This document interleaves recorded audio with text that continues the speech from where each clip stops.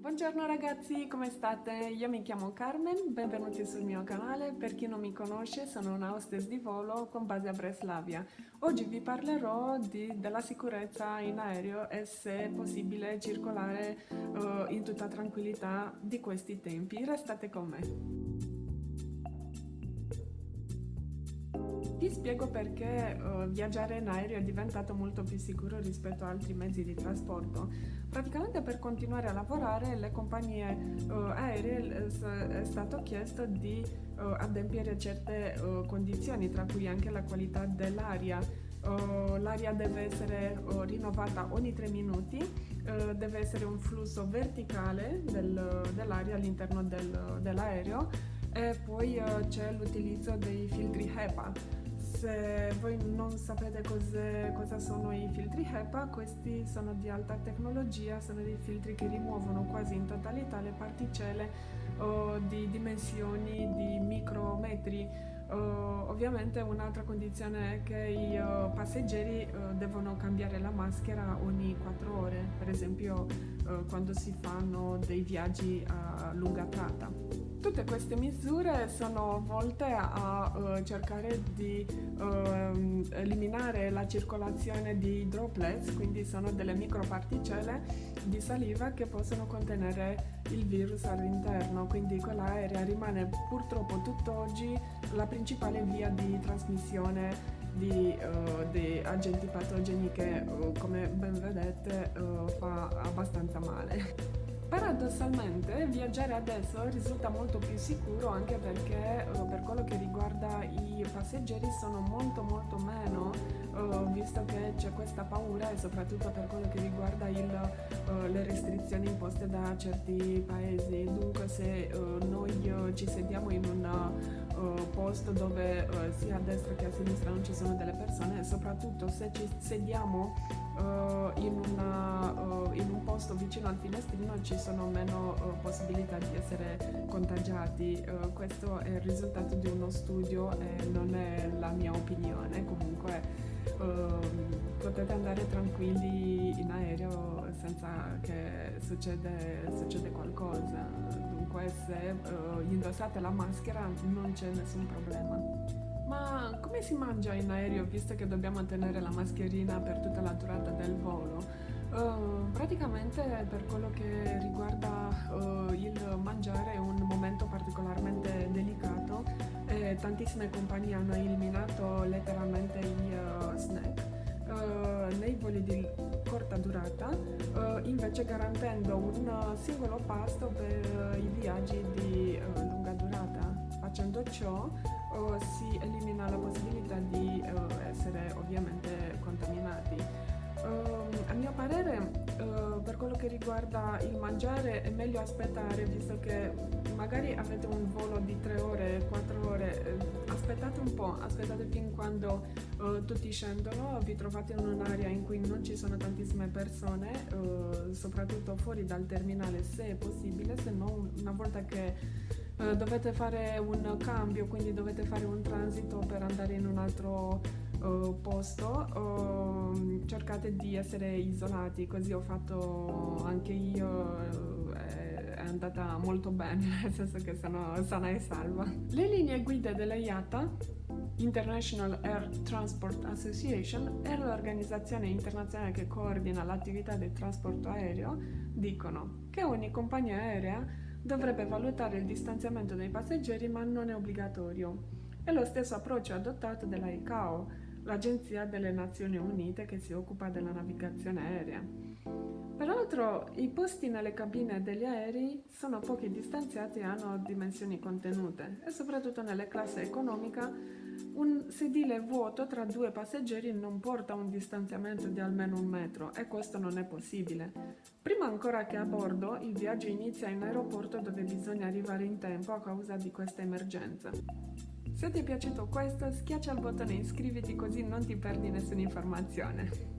Cosa possiamo dire della superficie dell'aereo? Che è veramente tanta quando i passeggeri vengono a imbarcarsi e disimbarcare comunque per tutta la durata del volo, siamo umani, quindi tocchiamo assolutamente dappertutto. La prima cosa da fare, se sei un passeggero, entri e metti il bagaglio direttamente nelle cappelliere e cerchi ovviamente meno possibile a fare dei movimenti, nel senso che se devi prendere qualcosa dal tuo bagaglio, aspetta un po', perché nonostante tutto potrai toccare qualcosa che non va bene. Dunque, l'unica possibilità è di sterilizzare sempre tutto e qualsiasi cosa si tocca, lo sapete già, si è ripetuto un sacchissimo di volte. Cosa Parliamo anche delle toilette, dunque devi andare alla toilette. Per quello che riguarda questo, noi cabin crew siamo allenati per poter rispondere anche a questa esigenza, che prima si poteva stare in piedi nel corridoio e poi andare nella toilette senza nessun problema. Adesso devi invece chiamare e un hostess verrà a chiederti che cosa vuoi, e se vuoi andare nella toilette ci accertiamo che non si fa la fila. Dopodiché, se possiamo, ovviamente sterilizziamo. Non è una regola generale, però cerchiamo il più possibile a fare in modo che le cose stanno un po' più pulite rispetto a prima. Anche noi, le regole di igiene anche per noi sono aumentate, noi hostess e assistenti di volo in genere.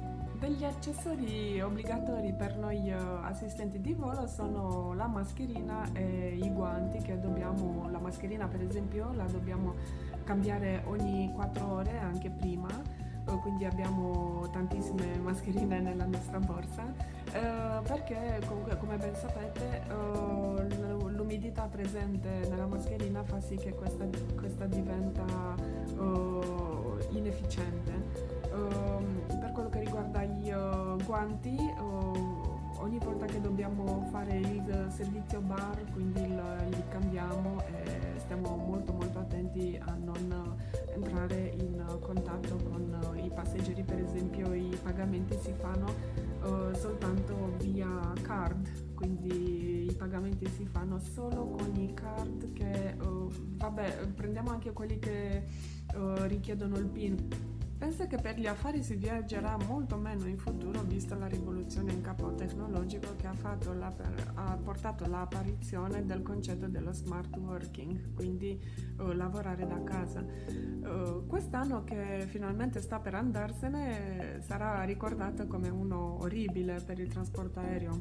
Ovviamente le compagnie che hanno avuto tantissime liquidità riusciranno ad andare avanti nonostante le continue restrizioni, ma sino alla prossima estate assisteremo anche a una cessione delle attività e di tantissime altre. Se facciamo una ricerca su Google, ricercando quali sono le Google Trends, quindi gli argomenti più ricercati sono quelli dell'igiene e della sicurezza sanitaria, che purtroppo o meglio, sono diventati gli argomenti più ricercati dai viaggiatori. Per quello che riguarda i viaggiatori, è meglio sempre informarsi e comunque cercare di stare ottimisti e cercare di comunque andrà a finire.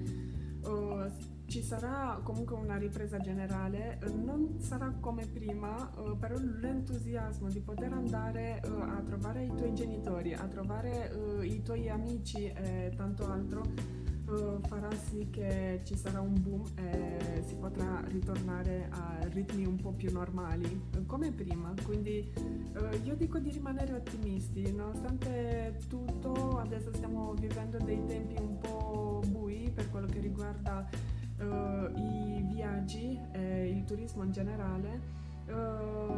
Comunque andrà a finire e sarà comunque una cosa bellissima.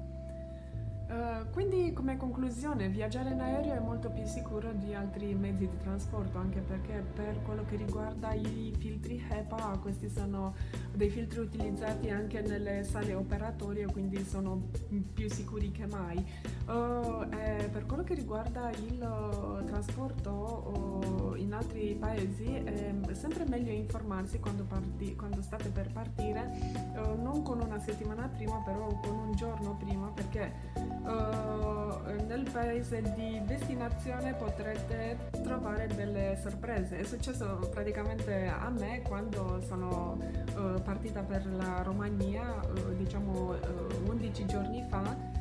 Una volta arrivata in aeroporto sono stata messa direttamente in quarantena per 14 giorni, però poi c'è stata una eccezione messa dal governo per quello che riguarda la quarantena per chi viaggia e per chi dovrebbe ritornare. Al 10° giorno si potrebbe fare un test e poi questo, se risulta negativo, tu puoi ritornare nel paese, per esempio per me Polonia. Quindi quello che si può dire in questo momento: potete viaggiare, però state informati e soprattutto prendete tutte le misure sanitarie possibili. Ragazzi, se vi è piaciuto questo video e avete trovato queste informazioni utili, schiacciate il bottone iscriviti così non vi perdete nessun'altra puntata. E comunque io vi ringrazio tantissimo per la vostra attenzione e ci vediamo il sabato prossimo, quando cercherò di pubblicare un video su come diventare assistente di volo, tutti i passi da seguire.